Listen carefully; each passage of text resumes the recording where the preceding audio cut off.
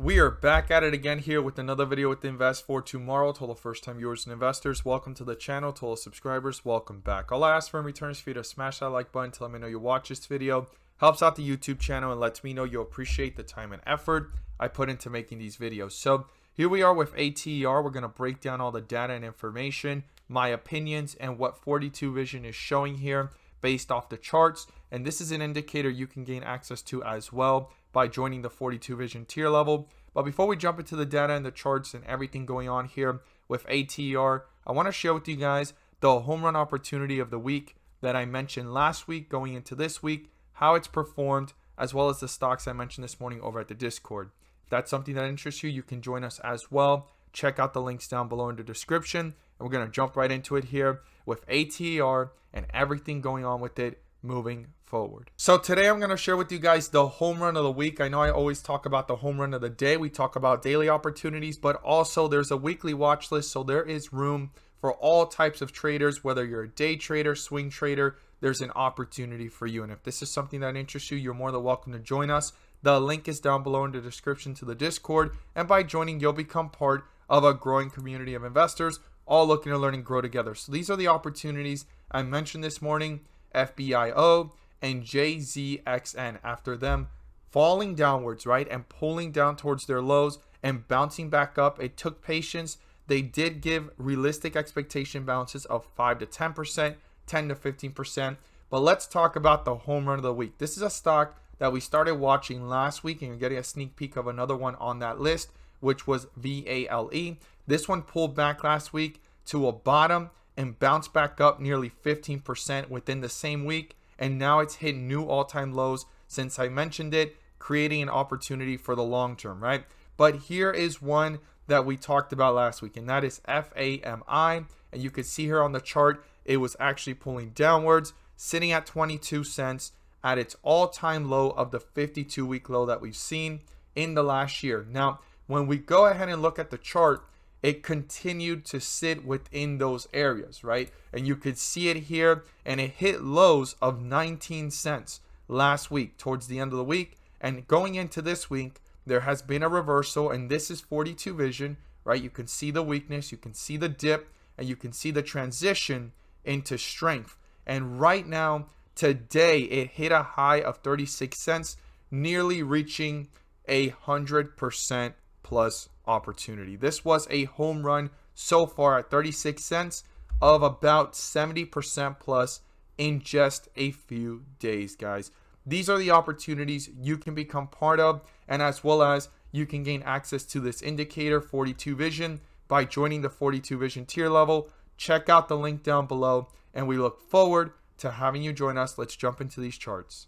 So here we are with ATER, and ATER continues to go downwards. We talked about the rejection that happened here at $14. We've talked about the price target upgrades, and the lower this goes, the bigger the opportunity it becomes for a possible upside swing sometime in the near future, coming weeks or months, because the way this is moving in the next few days, things need to either consolidate or stop the bleeding, right, from the downward trend, because this has not found a bottom, and it's getting really close to the lows that we talked about way back here before it took off to $18, and that is down here at $9.11. I would just round that down to $9. If that gets broken through, this could be on its way down to newer lows and newer support levels, and I think this is super important right now and pivotal at these levels. Now, ATER continues to be the #1 possible short squeeze score on the list, but I've talked about the things I don't like about it and why the shorts are in control on this one and not allowing the bulls to have any leverage here. And the first thing is the bulls are getting shaken out. That's like the biggest thing that's happening, because shorts have covered, but not that much. And when they do cover, they reposition themselves at these new levels as shorts again. So what they're doing is they're rinse and repeating, right? They go ahead and cover, then they become shorts again. And the bulls have not done a great job at holding up the chart and forcing those shorts to stay as bulls, because they're transitioning from shorts to bears over to bulls, and then also jumping right back to being shorts and bears all over again. So it's like a pit stop when they're bulls, and that's it. And they keep on going through this race and through this track, and this whole entire journey as a short, giving more leverage as they pile in to take it down from the current levels. So this is in a definite downtrend. And then also the news that came out that made it actually fall really fast. And then we saw it trying to go back up because those price targets that were mentioned, and then it got rejected there. And that's where the real weakness came in. And that's where the bulls lost leverage and the bears took advantage, and the shorts have been playing the game the whole entire way. Now, based off of 42 vision, this is an extreme weakness on the 30-minute, and on the 1 day, I believe a shift has already happened, or it's about to happen actually. We could see it here. It's continuing that trend of dark green with red borders. If this switches over to a red candlestick, it can go even further down, and if it breaks through $9, it's going to be significant on the 1 day and the 30-minute and overall charts. So this is definitely an area to start watching this and paying close attention to it to see if it can consolidate and hold itself up, or if it's going to continue going to further weakness as the charts are showing. So it is the number one short squeeze score, still 97.64.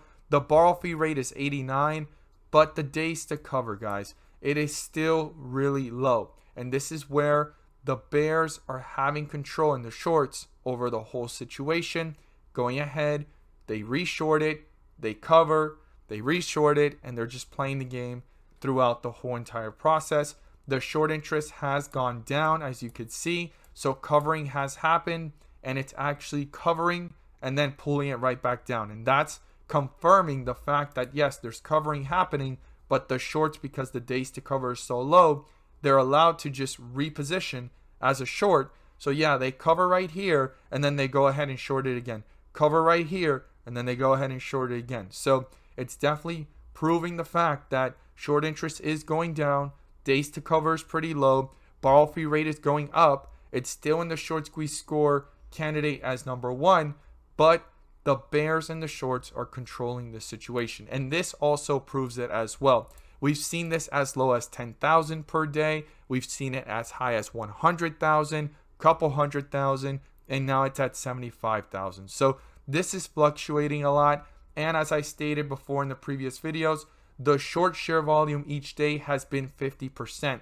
So covering is happening, and at the same time that the covering is happening, more shorts are joining on in and pulling this one down, and the same shorts that covered are reshorting again. So this is an area to start watching this, because this is where it took off from the last time it dipped, but it doesn't guarantee that if it consolidates here or holds itself up, it's going to reverse from here. It could go into further weakness. It might retest newer lows.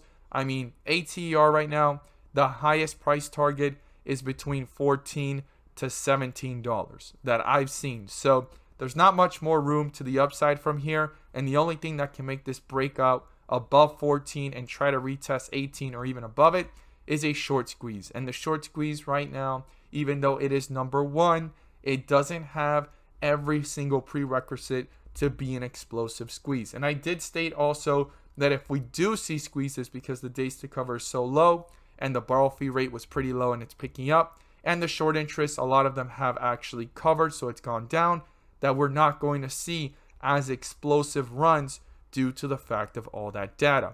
There is possible runs to happen some point in the future if this consolidates and reverses and forces shorts to cover the few that are left, but it's not going to be as huge due to the fact that the days to cover gives them flexibility, okay? The one thing shorts can't have is flexibility. I want you guys to remember that. That's for every type of short squeeze possibility and speculative play. As always, guys, thank you guys so much for watching, and let's make some money.